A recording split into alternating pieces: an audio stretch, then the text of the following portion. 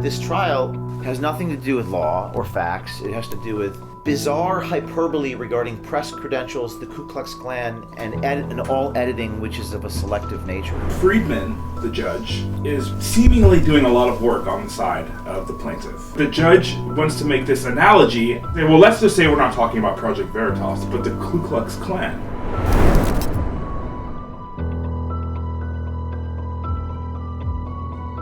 So Paul plays this clip of Scott Fovel, who's the really bad talking guy. Scott Fovel saying, like, we stir shit, we hire mentally ill people to do shit. No, I'm saying we have mentally ill people that we pay to do shit.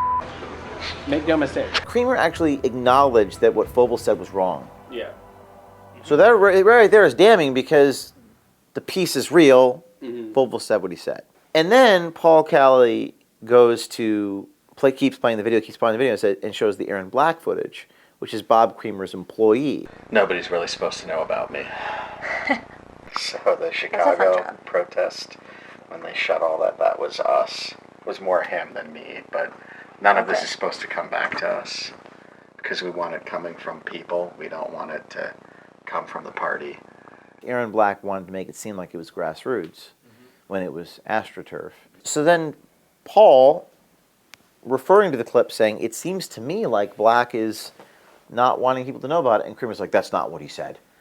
And the video is right there. Nobody's really supposed to know about me. So Paul comes out in opening statements. He gets out this whiteboard, and he goes over to the whiteboard, and he rips off the first one, which is like, unpaid intern. Second one, less than 8 full days. Third, no resume. Fourth, no ID, no NDA. So therefore, there's no duty. If there's no duty, there's no wiretapping. Right. So there's no case. There's zero case. And then And he admits it. And Creamer, under questioning by his own lawyer, says, "Yeah, we shouldn't. We weren't rigorous enough. We weren't rigorous enough." Good to see you. How are you? Nice to meet you, finally. Jeremy Whack. Very nice to meet you. Hi, nice to meet you. Works with us on our practice program. And Okay. Angela's going to be interning with us for now until the election. There was one moment that I'm trying to remember now because it's been a long day. But they were sitting at a restaurant, and Creamer goes, it was Hillary's idea to do all this, to put ducks in the ground. In the end, it was the candidate, Hillary Clinton, the future president of the United States, who wanted ducks on the ground. So by God, we will give ducks on the ground. And, So it's wow. don't repeat that to anybody. Wow. Don't repeat that to anybody. But don't repeat that to anybody. And Paul says, do you think Secretary Clinton, you think you owed her some discretion for just blabbing about this? Do you think Clinton would be happy to know that you were repeating this? Because Creamer was trying to say that it was all open. Yeah. You'd said on your direct examination that everyone knew this information about the duck costumes. But would Hillary Clinton appreciate the fact that you blabbed about that in that bar to this stranger that you just met? Creamer doesn't answer the questions, and then the judge yells at Creamer. Yeah. But it's an effective filibuster, isn't it? And then But you can't. But notice how you can't filibuster in federal court. Yeah. No. So finally, Creamer admits, I probably should have shown some discretion. And then, coming hot off of this thing about the slur, because you don't know who I am. And a lot of us didn't want Trump to win the election. You don't know me, sir. Implying that Paul Kelly, my lawyer, didn't want Trump to win, and he did not. Implying that Paul Kelly is a liberal, and he is. So going to Allison's testimony this afternoon, it was like she was pregnant, 8 months, and the whole part of it was about like, why did you record these people? Why did you call them targets? Yeah. And Allison's like, these are people that I encountered and spoke to. Of the hour and a half It's gone for an testimony hour. that he had with her, at least an hour of that was literally just this. Back and forth. Back and forth between different exhibits. It was literally an exercise in sophistry Yeah. and mendacious innuendo. Yeah. Because the recording device is akin to a reporter's notebook. I mean, is he really expecting journalists? Is he really expecting a goddamn journalist not to take notes? Because that's what he's asking the witness. There was one answer which will be in the transcript eventually, and I don't remember exactly what it was, but Allison said it beautifully. She's like, I'm observing and taking notes about everything I see because something might become newsworthy unbeknownst to me, which is why I take notes about it. And there's a difference between note-taking and publishing. There's a difference between recording and publishing. I don't just put blinders on looking for one story to upload. Yeah. That was it. It's all sophistry, because obviously one piece of information corroborates a third and a fourth, but unless the piece of information over here doesn't contain all of the fraud right there and right then, the whole thing's illegal, you all go to jail, do not collect $200 and lose the case. It doesn't actually make any sense. No. It doesn't make... They're trying to indict the very notion of journalism. This trial has nothing to do with law or facts. It has to do with bizarre hyperbole regarding press credentials, the Ku Klux Klan, and all editing, which is of a selective nature. Can someone please tell me what this case is about? Yeah. Exactly? Is it about breach of fiduciary duty anymore? I don't think anyone. Or is it about press credentials? Or is it about the Ku whether or Klux? not you ask for comment. I mean, what the hell are we talking about here? It's insane. I think Allison really had a great mic drop moment today. Obviously not mentioned in the Washington Post. Not article. mentioned. That's why in it's the a hit Washington Post piece. article. Exactly. That's why it's selectively edited. Yeah. Callie asked her what was her purpose. Gathering the facts, following the truth, informing the public. Reporters are always on the lookout for a story, and they don't know when they'll find something that's newsworthy. Yeah. As justification for recording. Yeah, he asked me a question about that. He said, why do you record everything? I said, I don't want people shouldn't put blinders on. It was like a 45-minute conversation about selective editing. I like Paul's statement about the editing that Sandler was doing and say all editing is the selective kind. What about the Ku Klux Klan? I thought that was disgraceful. It was disgraceful. Friedman, the judge, is seemingly doing a lot of work on the side of the plaintiff. And he is making this analogy to Paul. They're talking about Project Veritas and infiltrating and whether or not this infiltration alone caused damage. But the judge wants to make this analogy, why reputation matters, to say, well, let's just say we're not talking about Project Veritas, but the Ku Klux Klan had infiltrated your organization. So the fact that you were associated, and then Paul Callie got up and was like, that's disgraceful, Your Honor, there's a difference. It was a really tense moment. I mean, I was. That was disgraceful. I think there was the last question where he's like, what was your goal? And I was like, make public that which powerful people want kept hidden for the wrong reasons. That's what journalists do. The trial has nothing to do with a breach of duty or any of that business. This trial has nothing to do with law or facts. It has to do with bizarre hyperbole regarding press credentials, the Ku Klux Klan, and all editing, which is of a selective nature.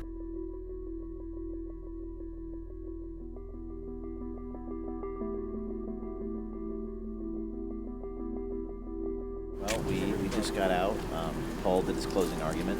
Goldman was counting how many PV people because that's their lead. I don't know who came and sat in front of the two that They look like Antifa. Who was Fanny Pack guy? And Adam Goldman left during Paul's closing argument. Left right in the beginning of it. Talk about outcome determinative reporting. I mean, Adam Goldman is there on the New York Times dime, on Pinch's dime. Every single day we've seen him there. And he's getting paid to sit there and not do his job and not report pending the outcome of the trial. So, I mean, that's an assumption, of course, but it's a pretty safe assumption. I mean, he's not saying anything, so I think it would be a fair question to Adam Goldman. Why did you not stay during any of the evidence? Yeah. He wants to leave before any of y'all can catch up with him. It makes perfect sense to me. Courage is on trial, and it's being protected by cowards.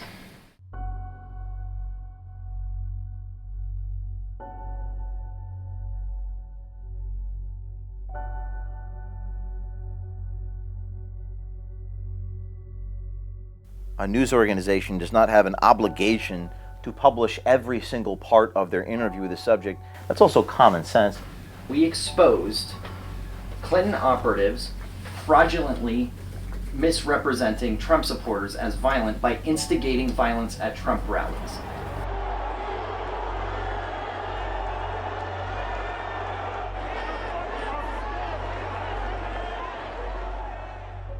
Nobody's really supposed to know about me. So the Chicago protest, when they shut all that was us. And even saying to us, to me, to Allison, we don't want this to get out. None of this is supposed to come back to us. Here's the greatest irony of them all. The damning part of the tape is Trevor's clip of Aaron Black, and Trevor didn't do any infiltration. He was standing outside the building when Black said, hey, come on upstairs. And he didn't create elaborate backstories. He didn't have any donations. But that's the ultimate irony. The most damning part of the entire 16-minute video is when Aaron Black brings Trevor up into the room without asking for any information.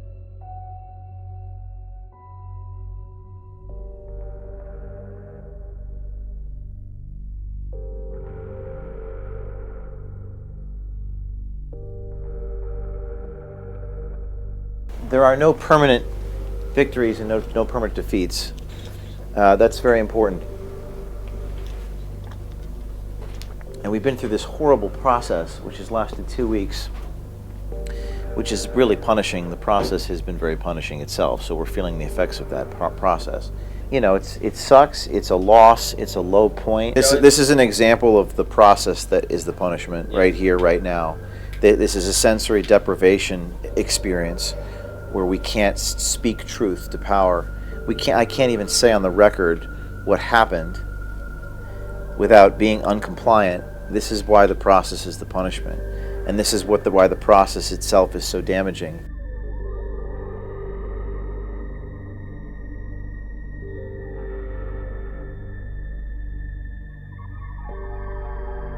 I can speak about what happened just in terms of the jury instructions, yeah? Yep. They dismissed everyone except me and Allison, and the jury verdict form was returned, was unfilled in. And the instruction said, if you can't come to an agreement, don't fill it in or put 0 or whatever. The jury opted to not fill it in for damages. The judge dismissed all of you and said to us, there's some confusion because the jury has not filled in the damages. So Paul kind of let them go back and figure out what it is. They came back again, and it was not filled out again. It was 18 minutes later. It wasn't filled in for damages. And then the judge said, well, maybe I need to go back and let him fill it in. And Paul was like, no way in hell should you go back in there and fill this. Then this is a rocket science jury. They have master's degree in mathematics and physics. They didn't fill it in for a reason. Paul was vehemently objecting, and the judge looked completely convinced, turned to Sandler and said, what do you have to say? I had nothing to say, and the judge ruled against us anyway, and then told the jury to go back a third time, and that's when they filled in $120,000. And as I'm sitting there, Paul is objecting vehemently objecting. The judge said it's one of 3 reasons that they would do that. They believe there's 0 damages to be awarded, they couldn't come to an agreement, or they didn't follow instructions. He tried to say it was because they couldn't come to an agreement. Well, this instruction said that you can leave it blank, and they left it blank not once, but twice, and then the judge told them to go back and keep going. So that's the judge influencing the verdict and telling them which way to go. So that's the judge effectively, as Paul stated in his objection, issuing a directed verdict for them. The judge has a right to rule on the case however he wants. He's a federal judge, an Article III federal judge. He can award judgment for the plaintiff for no reason at all. But he can be overruled and overturned. So we take our medicine, we get the negative headlines from Will Sommer and the Washington Post and all these other people, and we keep doing what we do. It's that simple. We're not going to give up. We're going to keep going. Do what we have to do.